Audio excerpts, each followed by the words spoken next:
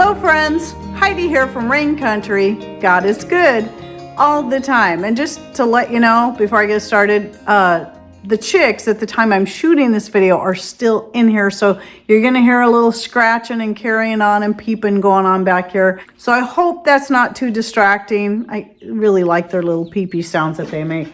But anyway, today I wanna talk a bit about personal responsibility. Well, maybe not just a bit, but a lot. And the reason I'm bringing this up is because, especially when it comes to health, but not just about health related stuff and natural healing and all that, but I get a lot of questions all the time about very, very specific things.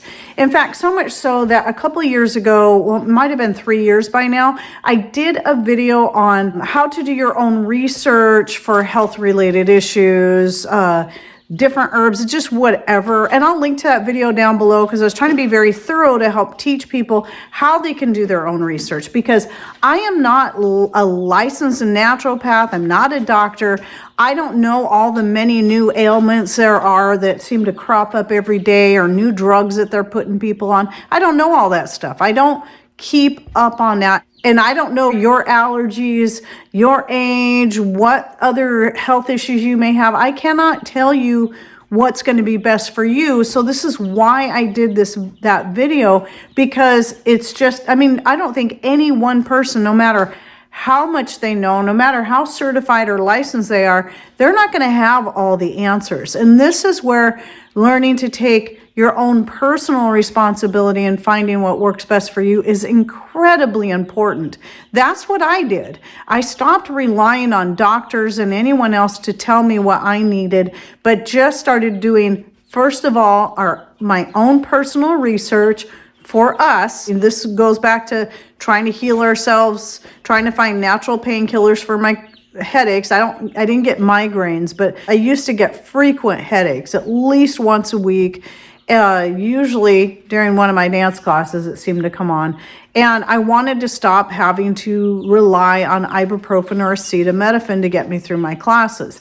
And so I started looking into that. Then I started looking into ways that we can naturally heal our thyroid so we could get off the pharmaceuticals. And we did do that. And even in the videos I put out on that, I don't make any claims that what we did is gonna work for you, or that it's even the best thing. There is no herb that you can take that's gonna replace the thyroid hormone. There's herbs that you can add to your diet. They're gonna help boost your thyroid, and certain other foods.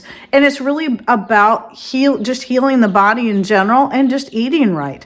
But if you're interested in that, and by the way, it's for hypothyroidism, not hyperthyroidism. I'll link to the 2 videos I've done on this topic in the description box down below.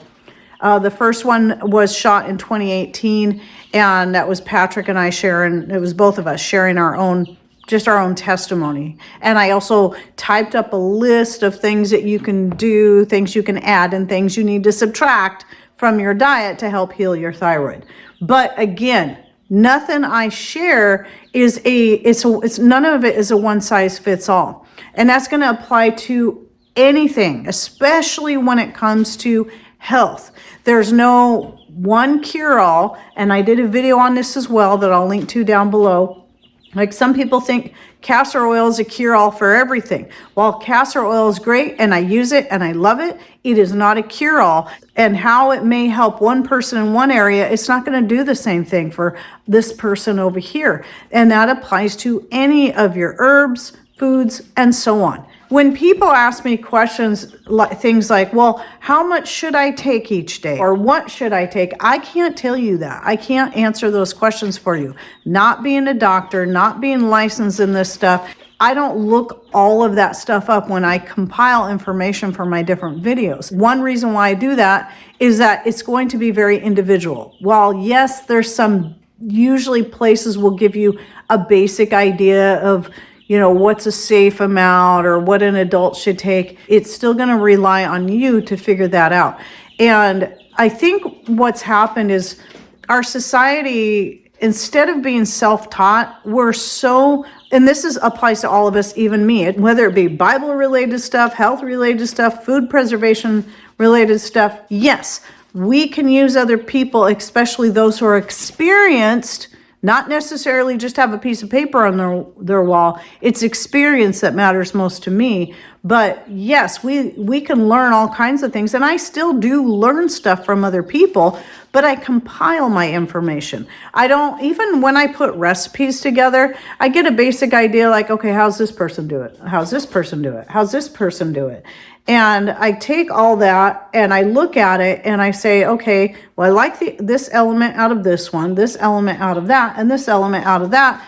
And then I create my own recipes based on that. So yes, we have to have like a starting point, which is why I do videos like Herbs and More to help with lymphatic health or heart health or brain health or thyroid health and menopause and so much more. And then I compile a whole bunch of information so you have a starting point. And then from there, you can look up the individual herbs, the things that you know are going to be available to you, the things you know you're not allergic to, and then start experimenting from there, because you may still not know for sure until you start utilizing some of these different things. And anything that's totally new to you, you should always start small. Start with a little bit, add a little bit more. That's why giving people some specific dose, I don't think is really a great idea. Maybe just a rough idea, but just here, this is how much you should take. Because what if someone doesn't know they're going to be allergic to that or have some kind of severe reaction, and they take a larger dose that might be meant for a larger person, and they have very severe reaction where if they had started small, they could really listen to their body and say, oh, okay, I can tell that's not going to be a good one.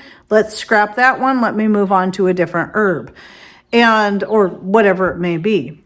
And so again, this whole idea of personal responsibility is so important. We've been taught by modern society and by the public school system that we always have to have somebody telling us what to do and how. And we're given this feeling that we can't trust our own selves. Part of wisdom and knowledge comes from experience. And if you're always just trusting people to tell you what to do or how to do it, you're never going to be able to think outside the box and gain the experience needed to really find what works best for you. And this carries over into, let's say, food preservation. So we know that there's people that hot water bath can everything. And we know there's people that are absolutely 100% against water bath canning everything. While personally, I have a pressure canner and I use it for low acid foods and water bath can for high acid foods, because that's what I learned and that's what I have. And a pressure canner does save a lot of processing time, which is basically why pressure canners were created to begin with, just like the Instapot. Instapot is the fast food version of a slow cooker, is all it is. And I personally just am not interested in it. I always start my meals early in the day and put them on the wood stove or in the solar oven or other such, and just let them cook all day. And so I don't even need a slow cooker. But it's, that's just going to be a matter of preference for each person. So that's basically all a pressure canner does. It just speeds up the process. It doesn't make it more safe, despite what people say. Now, I'm going to get a lot of people that are come in here and hear me say this, and they're going to be freaking out, going, oh, blah, blah, blah, blah, blah. But, before pressure canners became the norm, people were water bath canning everything. And that included beans, meat, and more. And there are people all around the world that still do this. There's people in the UK that do this because pressure canners are incredibly expensive over there. Hardly anyone can afford them. There's the Amish that still water bath can everything. And that was just the normal way to do it. In fact, even in the 50s, people were still doing that, to the point that Ball, even though pressure canners had been around, they had a guideline for water bath canning meats and vegetables and pressure canning meats and vegetables. Why would Ball have charts out and other companies have charts out on how to water bath can meats and vegetables if it was so wrong? So, and I know you're going to get people to say, oh, the old ways aren't always the best. Well, we know that there are certain health practices that were definitely Dark Ages medicine, but has that really changed? We still have Dark Ages medicine. It's just taken on a different form. Yes, there's some old ways that aren't always best, but there's plenty of new ways that aren't always best. And really, again, What's best for you? What do you prefer? I do like having a pressure canner and using it because it, do I want to let my propane run for 90 minutes or 3 hours? 90 minutes. Yeah, it's going to save me a lot of propane. So pressure canning is definitely going to be the thing when it comes to low acid foods for me. But if I didn't have a pressure canner, I'd use the water bath method to can my meats, vegetables, and more. But again, you have to make that choice according to what you've researched on your own. Because I know a lot of people have just been scared to death into doing that. Well, I don't want to kill myself and my family. Okay. If that makes you feel better, if that makes you feel safer, do it. But don't scream at other people that have been doing it for decades and have never had an issue because they did it the old-fashioned way. You have to make that choice. You have to do your own research. And don't just listen to one person. Certainly don't just listen to me because I don't know it all. I learn stuff new all the time. There's no one person that has reached the epitome of wisdom on this earth. Not one person. And with all the many things there are to learn, even at just on health alone, nobody can ever know it all. And you can't trust any one person to give you all the information you need. There are going to be a lot of wise, experienced people out there that know a lot more than you, and we can glean information from them, but don't just listen to one voice. Compare all your information. And so let's say, for example, I just was doing some research because I'm going to shoot a video here on the benefits of flaxseed. So I'm looking at, okay, this site lists only like 3 or 4 nutrients. This site lists 12 nutrients. This site lists, 8 nutrients, but it mentions this one that this one didn't have, which I suspected it had, such as calcium. The same thing with the chia seeds, because flaxseed and chia seed both have magnesium and manganese and phosphorus and potassium. And these are all things that typically when you find those minerals in any kind of natural food, they're almost always going to find calcium with that. And I'm like, surely these have calcium too if they have all these other minerals. And sure enough, I found it. I didn't specifically go looking for that. I just was comparing the information of the benefits and the nutrients from a whole bunch of sites. And sure enough, I found one that did list calcium. And the funny thing was, they only listed like 3 or 4 of the many nutrients that are in flaxseed, but calcium was one of the ones they listed. So that's what I mean. You can't just trust one source to give you all your information. I don't even just trust natural-based websites for all information in relation to health. I actually, there's a doctor I like to listen to every now and then that kind of covers a whole bunch of different questions. And he's a medical doctor and he's allopathic. He does prescribe medication, but he's kind of one of those that he doesn't like giving medication out for everything. And he does believe that natural things can help, but he doesn't believe in them as much as I do. But I do like hearing his perspective on things. I think it helps bring a balance. On the other hand, there are doctors I like to listen to from time to time that are all about natural remedies. And, Dr. Axe is one of my favorite. I don't really listen to him. I tend to go to his blog site more. And I like to look through the information that he has compiled. But even that alone isn't enough when I'm looking up something specific. His is one of the many sites I will go to. I also like to go to places like, though I would never entirely trust a place like this, but it can offer more information maybe not found at a natural website, and that would be places like, that would be more medical based. So WebMD, that's okay. Sometimes I'll go in there, but that's my least favorite place to go. But there are medical websites and extension sites from universities that you can check out, like Cornell and more. And I compile all kinds of great information from those, and even from the NIH, which is National Institute of Health.gov. And you can actually find some great information on natural remedies, believe it or not. I found a lot of great information on stinging nettle, lavender, Brazil nuts, from places like that. So while you've got doctors over here scaring you to death about never eat more than 2 Brazil nuts a day, on the NIH, I found studies where they were giving people high doses of Brazil nuts to help them with various ailments, and it was it was cool. It just proved what I knew all along, that it is absolutely 100% safe to eat more than 2 Brazil nuts per day, despite what certain doctors are saying. So again, you can't trust just one person. You have to take personal responsibility. You have to do your own research, and don't expect to be spoon-fed everything. And I'm not going to have all the answers. I'll do my best to answer the things I know. But if I have to turn around and research it for you, now I'm just doing more work that you could do yourself if you just understood the basics of looking these things up. And this can apply to any aspect of your life, even preparedness. So I'm not, even though we have our own things we do in preparedness, and the way we collect rainwater, or how we store our food, or what we store, again, it's all going to be up to you. How you store it, what you store. And I have all kinds of videos on food storage, but so do many other channels. Don't just look at what I do, look at what everyone does, and find and look at, okay, this will work well for me, this will work well for me. Obviously, I don't have a second piece of property, so I can't use that for food storage, but I can use this, or I can do that.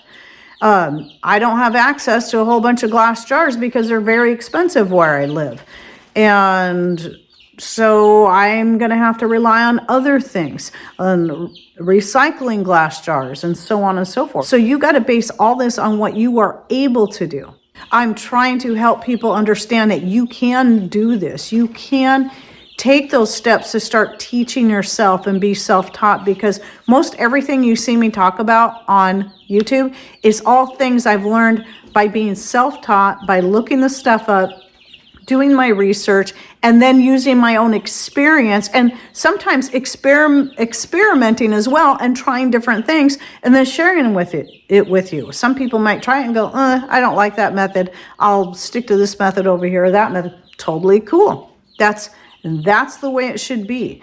Now, my ways aren't going to be right for everyone, and there's no one right way to do everything.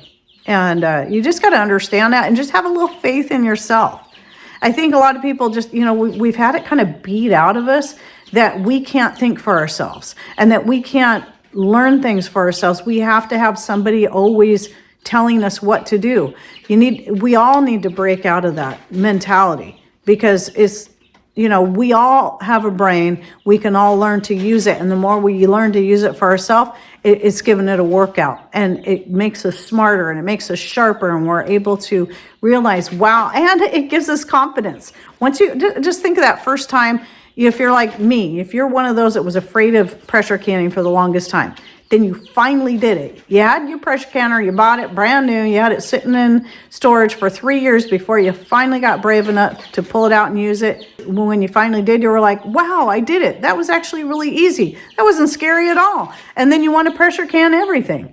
Or making soap. That was another scary one for me that it took me a while to get. I wanted to do it, but it was getting over the fear. Once I got over the fear, I'm like, piece of cake, no big deal. And I love making soap. So I make all our own bar soap, and it's a great thing to know how to do. So anyway, I just wanted to get that out there. Believe in yourself, do your own research, compile your information, and just take that personal responsibility, and it will give you the confidence to keep pressing ahead and learning more. Well, any thoughts, ideas you'd like to share, please put those in comments down below. And thanks for watching. Take care, and God bless.